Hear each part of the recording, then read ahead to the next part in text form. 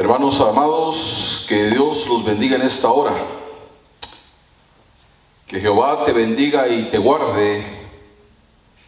Haga resplandecer Jehová su rostro sobre ti y tenga de ti misericordia. Jehová alce a ti su rostro y ponga en ti paz. Me alegro de poderlos saludar a través de este medio, de este video, esperando en Dios que estén bien. Gracias a Dios porque podemos vivir bajo la cobertura de su Espíritu Santo.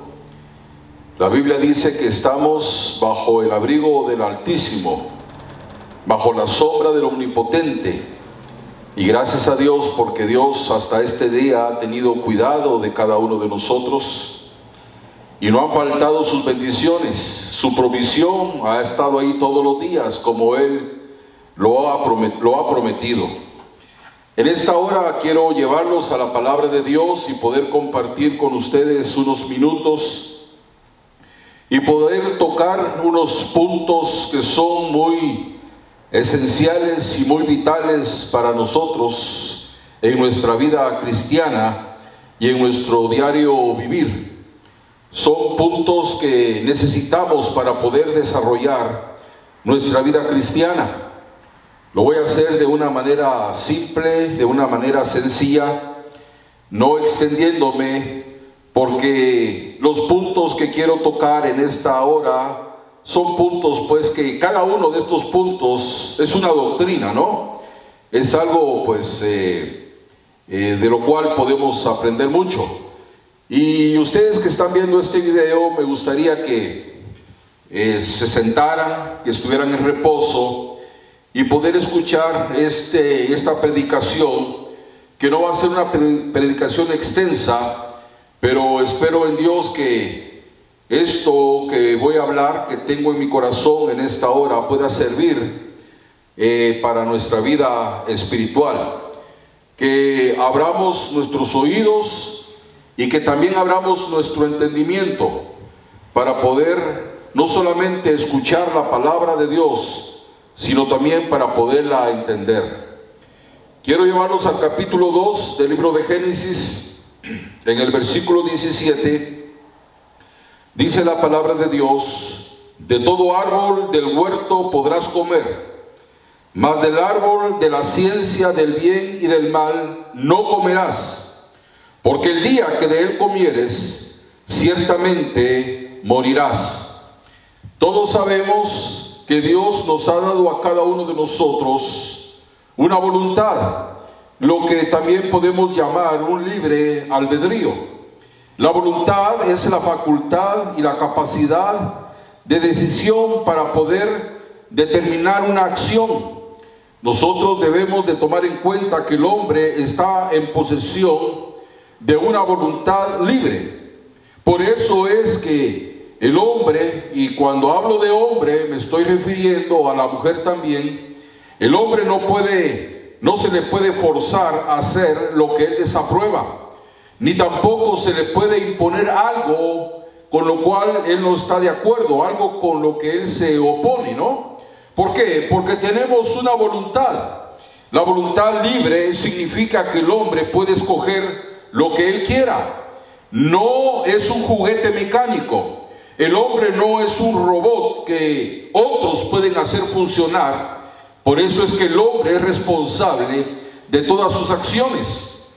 El hombre no es gobernado automáticamente a través de un control remoto o controlado por una fuerza exterior, sino que alberga, hermanos, un principio dentro del cual se determinan sus actos.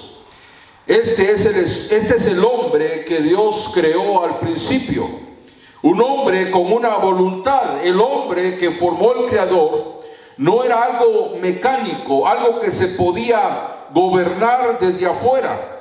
Dios lo hizo un ente, un ser viviente, en un estado moral libre, con facultad de elegir, con una facultad de decidir. Por eso es que traigo a memoria este versículo 16 del capítulo 2 del libro de Génesis. Dios a usted y a mí nos ha dado una voluntad, nos ha dado la autoridad de que escojamos lo que a nosotros mejor nos parezca bien, ¿no?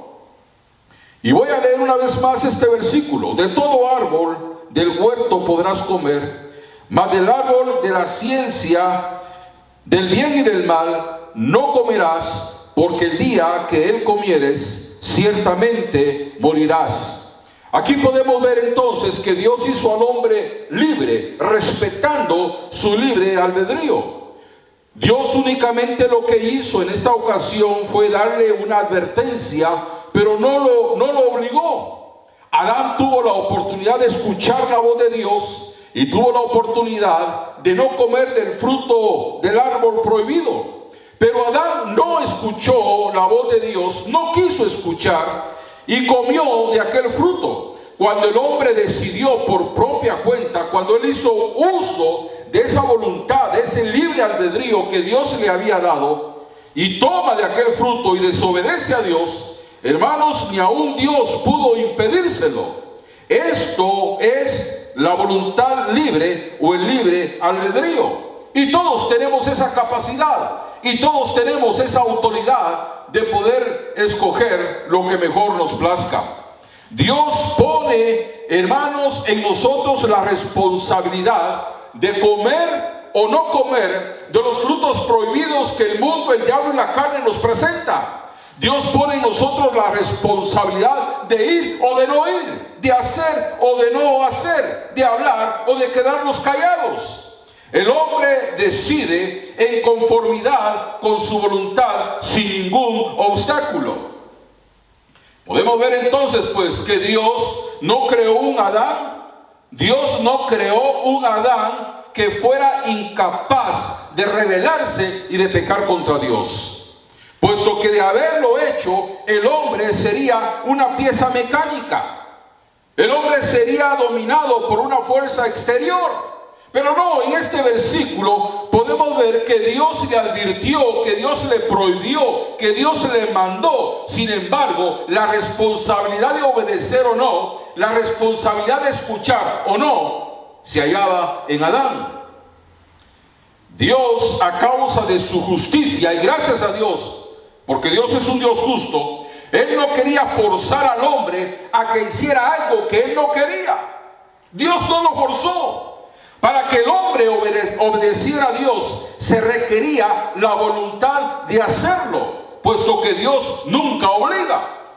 Dios nunca lo ha obligado a usted, Dios nunca me ha obligado a mí a hacer algo que no queremos. Dios no obliga a nadie a que le busque, Dios no obliga a nadie a que le obedezca, Dios no obliga a nadie a que viva en una santidad delante de Él. La elección es nuestra. Pero miren ustedes qué tan importante es la voluntad. Dios deja que el hombre determine y que el hombre haga su propia elección. Pero de todo lo que el hombre elija, de todo lo que el hombre decida, de todo lo que, en todo lo que el hombre use su voluntad, de todo le tendrá que dar cuentas a Dios. Pero digo una vez más, qué tan importante y qué determinante es la voluntad en la vida del hombre. Que la Biblia nos dice que aún el propio Jesús tuvo que aprender obediencia. En el capítulo 5 y versículo 8 de la carta a los Hebreos, dice la palabra de Dios que aunque era hijo, por lo que padeció, aprendió la obediencia. Oiga, hablando de Jesús, aunque era hijo, el Hijo de Dios, por lo que padeció, aprendió obediencia. ¿Qué es lo que quiere decir esto? ¿Qué es lo que nos dice la palabra de Dios acerca de esto? Que Jesús como humano, viviendo en un cuerpo humano, con una humanidad como la suya, como la mía, Él sabía perfectamente lo que era la obediencia. Lo que no sabía era obedecer, algo muy distinto. Sabía acerca de la obediencia, pero no sabía obedecer. Entonces dice la palabra que en el transcurso de su vida tuvo que aprender a obedecer. Y cuando él obedeció, entonces, bueno, indiscutiblemente su voluntad fue cedida al Padre, a Dios Padre. Por eso es que en el capítulo 22 y versículo 42 de Lucas, ya cuando Jesús estaba en su tormento antes de ser crucificado, cuando estaba en el Getsemaní, Él dijo unas palabras. Padre, dijo, si es posible que pase de mí esta copa sin que yo la beba, pero que no se haga mi voluntad, sino la tuya. Entonces vamos a ver que Él llegó a un momento en que su voluntad, por causa de su obediencia, porque aprendió a obedecer, su voluntad fue cedida al Padre. Y a ese punto tenemos que llegar. Son dos cosas muy importantes. No se puede entregar la voluntad a Dios si primeramente no se obedece. Hay que obedecer la palabra para poder entonces ceder nuestra voluntad a Dios. Entonces en la Biblia hay niveles, un nivel nos lleva a otro. Cuando podemos alcanzar un nivel, ese nivel nos va a pasar a otro. Por eso dice la palabra que la senda de los justos es como la luz de la aurora. Dice que va en aumento hasta que el día es perfecto. Entonces obedecemos, le entregamos nuestra voluntad a Dios por causa de esa obediencia, ¿verdad? Y cuando la persona logra entregarle su voluntad a Dios, entonces se pasa a algo que es muy importante, como es la santidad. Y eso es lo que Dios requiere de su pueblo el día de hoy.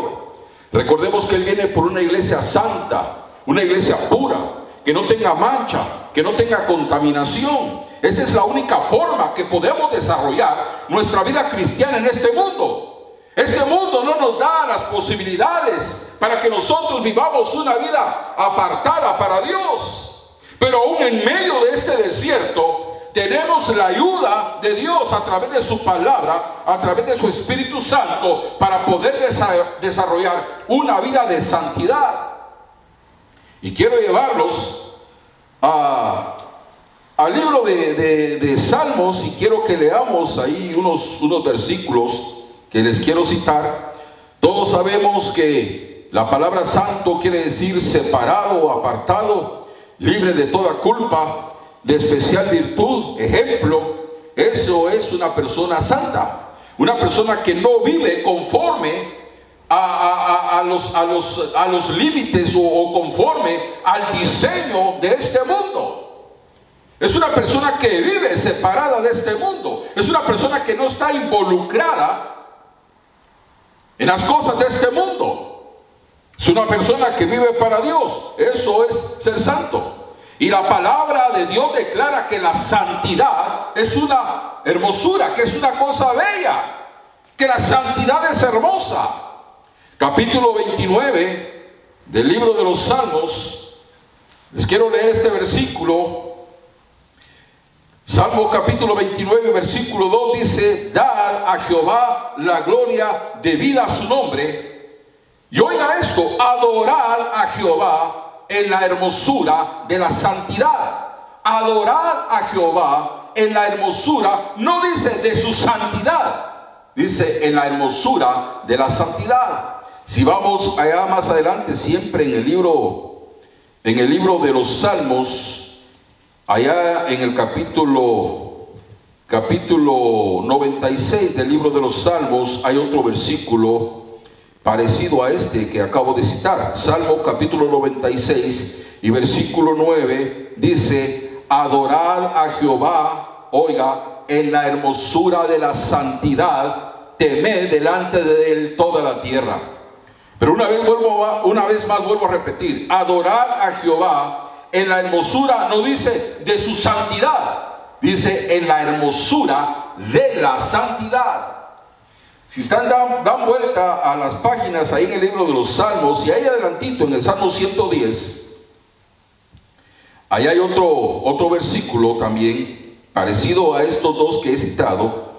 Salmo 110 y versículo 3 dice: tu pueblo se te ofrecerá voluntariamente en el día de tu poder, en la hermosura de la santidad.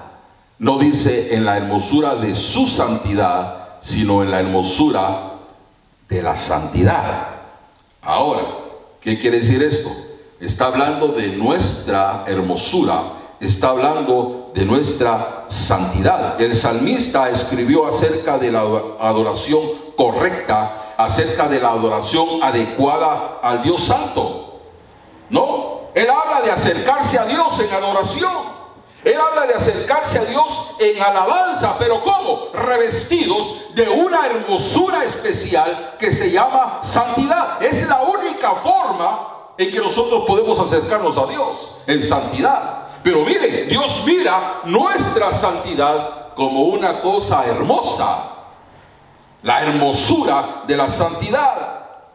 El libro de Apocalipsis dice que allá más adelante en el futuro, en un día por venir, dice que Dios va a vestir a su iglesia de lino fino, santo y resplandeciente. Eso es un sinónimo también de santidad. La mayoría de nosotros cristianos fuimos enseñados y todos tenemos el concepto de que al ir a la iglesia hay que ir bien arreglados, ¿no? Y qué bueno, ¿verdad? No hay nada malo en eso, en arreglarse para venir a la iglesia.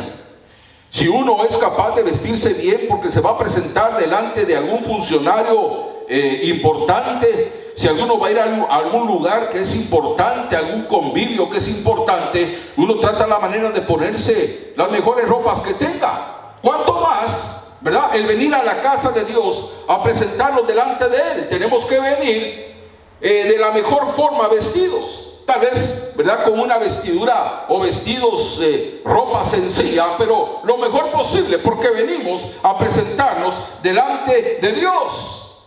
No es de extrañar que las personas el día de hoy se preocupan más por su apariencia externa que la interna.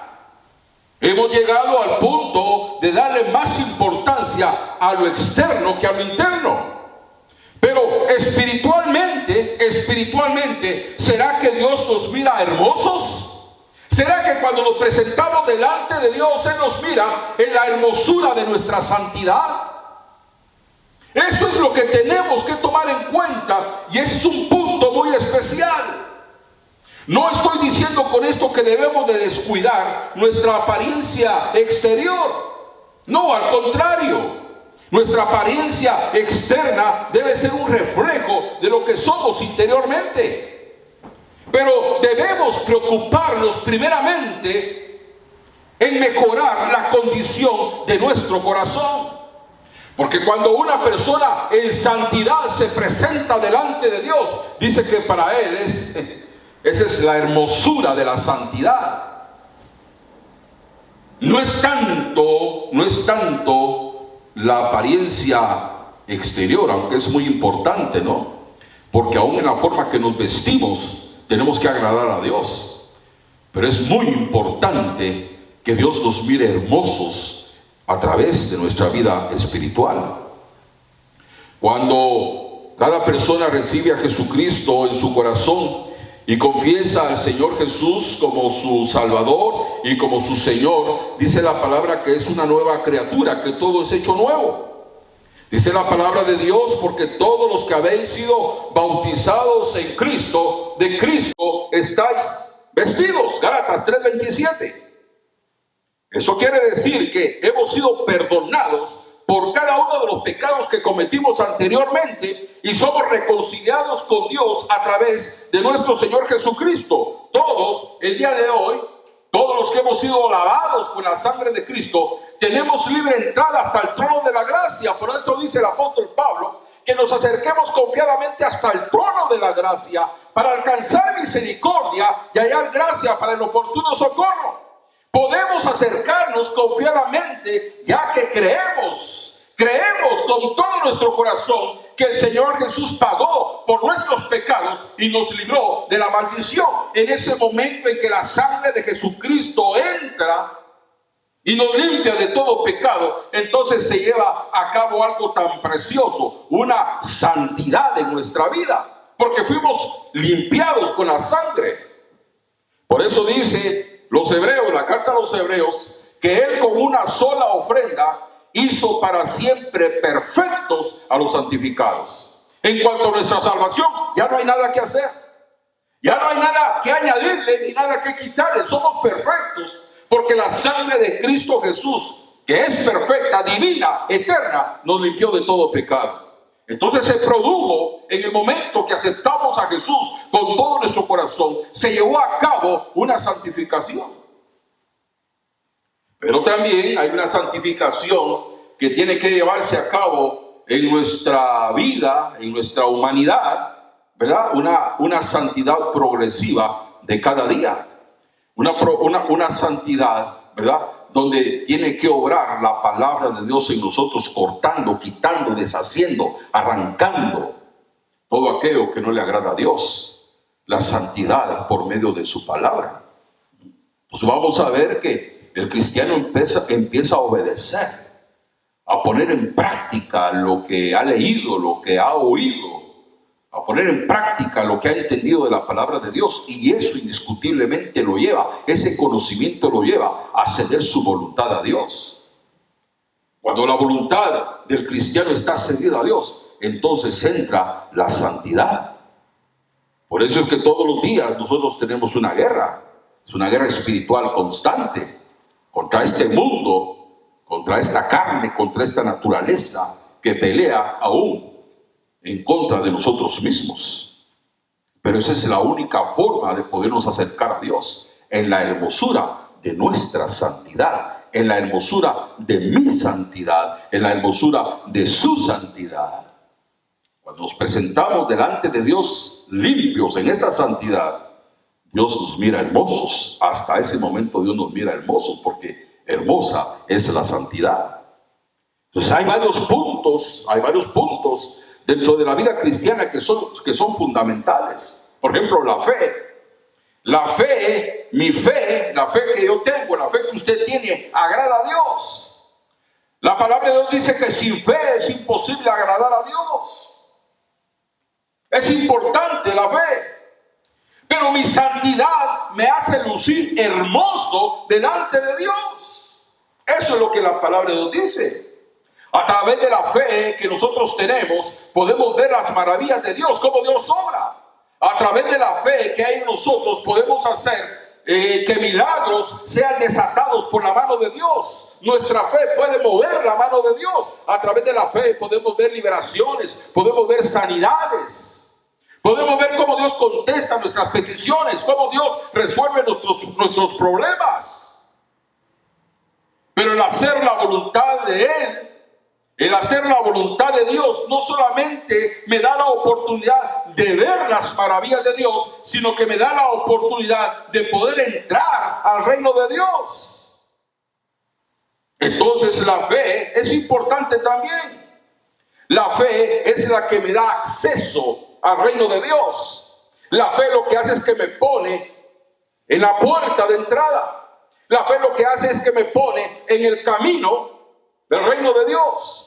Por eso dice el capítulo 10 y versículo 7 del Evangelio de Juan. Jesús dijo unas palabras: yo soy la puerta. En Juan capítulo 14 y versículo 6 dijo: yo soy el camino. Entonces la fe lo que hace es que me pone en la puerta y me pone en el camino correcto. Pero lo que me hace caminar en ese camino de todos los días es la santidad. Entonces recordemos pues que la fe es importante, porque la fe es lo que nos hace entrar en el reino de Dios. La fe es la que nos pone en el camino del Evangelio. Pero lo que nos hace andar en ese camino es un estilo de vida que se llama santidad. Por eso la palabra de Dios dice que dice la Biblia que sin santidad nadie verá al Señor. Esa es la única forma en que podemos vivir en este mundo. El cristiano no puede mezclarse con este mundo. El cristiano no puede hacer lo que hace este mundo. El cristiano no puede vivir, no puede vestirse como se viste este mundo. Tiene que ser una persona, como dije al principio, una persona apartada, separada, una persona que tiene que ser un ejemplo de virtud. Por eso es que la condición de la iglesia de Jesucristo no es la misma del mundo. No podemos vivir de acuerdo a los valores del mundo. Y hay tantas cosas, tantos puntos que el Señor ha dejado para que nosotros podamos alcanzar la hermosura de la santidad. No miremos la santidad como una carga. No lo miremos como algo difícil de llevar, como una carga pesada de llevar. Hemos perdido esa visión de ver la santidad como algo hermoso. Eso es lo que agrada a Dios y eso es lo que nos hace ver hermosos delante de Dios. Entonces, mire, es un proceso obedecer, por esa obediencia, entregarle la voluntad de Dios. Y esa voluntad cedida nos lleva a vivir en santidad. Que Dios les bendiga en esta hora, que Dios les guarde. Amén. Quiero en esta hora hacerles una invitación, especialmente a los miembros de Iglesia Manada Pequeña, para que la próxima semana tengamos nuestro ayuno que hemos venido haciendo pues durante tantos años, nuestra semana de ayuno. Como siempre, ustedes ahí en su casa escojan el día que prefieran para ayunar. Si pueden ser 2, 3 días, que mucho mejor. Hay que orar, hay que ayunar. Estamos viviendo pues estos días tan difíciles, ¿no? Esta pandemia que ha golpeado duramente al mundo. Pero yo no les digo que esta pandemia va a pasar, que se va a acabar. No sé cuáles son los planes de Dios. No tengo la capacidad para decir pues que esto va a terminar. Lo que sí les puedo decir es que oremos y que ayunemos, porque nuestra oración puede mover la mano de Dios. La Biblia dice que si tuviéramos fe como un grano de mostaza, le podemos decir a este monte, quítate de ahí y échate a la mar, y será hecho. Entonces, como iglesia de Jesucristo, justifiquemos nuestra existencia en este mundo y busquemos a Dios e intercedamos por este mundo, ¿verdad? Como predicaba en un video atrás, hace unos días, ¿verdad? Que nos pongamos al portillo, que cuando Dios busque hombres y mujeres que se pongan al portillo para interceder por este mundo, que nos pueda encontrar a nosotros listos para interceder. Así que yo los invito a que la próxima semana ayunemos, oremos, escoja los días que usted va a ayunar, y esto va a ser pues de mucha bendición para nosotros como iglesia, como familias, y también, ¿verdad?, para este mundo. Dice la palabra que nosotros somos la sal de este mundo.